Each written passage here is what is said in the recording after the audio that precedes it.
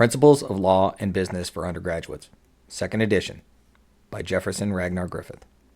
Copyright 2023, all rights reserved, Jefferson Ragnar Griffith. Preface. Welcome to Business Law 210 at Washington State University. Why did you take this class? For most of you, it's probably because it's a requirement for my major. For others, it's surely because you hate yourselves because this class is hard. My motivation in writing this book is to provide a different type of textbook. Most textbooks are large and full of sidebar information and cases you aren't going to read.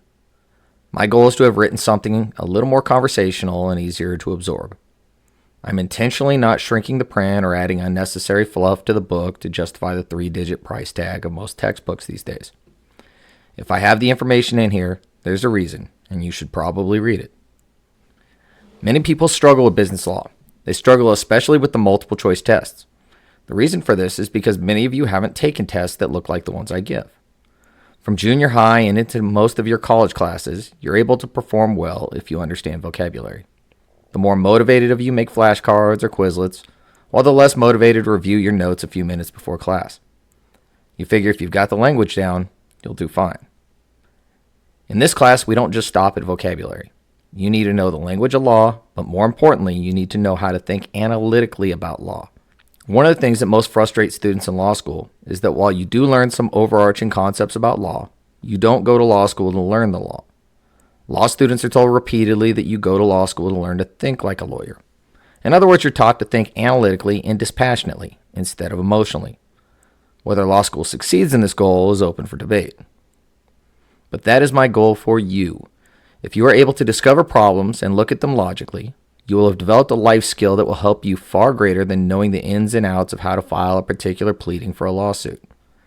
It'll help you resolve your own problems in life, help you operate a business in this turbulent environment, and in so doing, make you a better citizen as well. The world is a dangerous place. We are flying at an incredible speed on a giant spinning rock that is circling a giant fireball in the vast, cold emptiness of space. Our world has sought to kill us with famine, disease, floods, earthquakes, volcanoes, and every disaster in between. This, of course, discounts the problems we humans have created for ourselves, from war to man-made environmental destruction. And we're just a bunch of monkeys who must figure out how to survive despite it all. There is no one coming to save us. My point is that we need to get everyone on board if we're going to make it. I began this textbook at the start of the coronavirus pandemic. All around me are calls for leniency and understanding for the unique challenges citizens, and especially you students, are facing as you take your classes from home.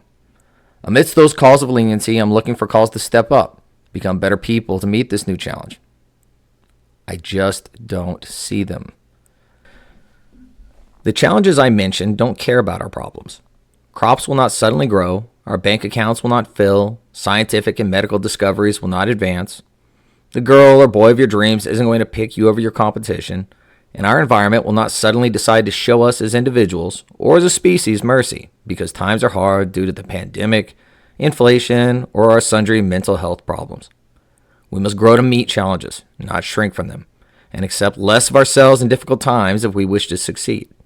In the words of Sean Connery from the movie Rock, losers always whine about their best. Winners go home and, well, have a very lovely date with the prom queen. This book covers a lot of legal concepts. Be careful not to get too cocky, though. Just because you've read and understood this information is not a reason to think you're ready to go play lawyer.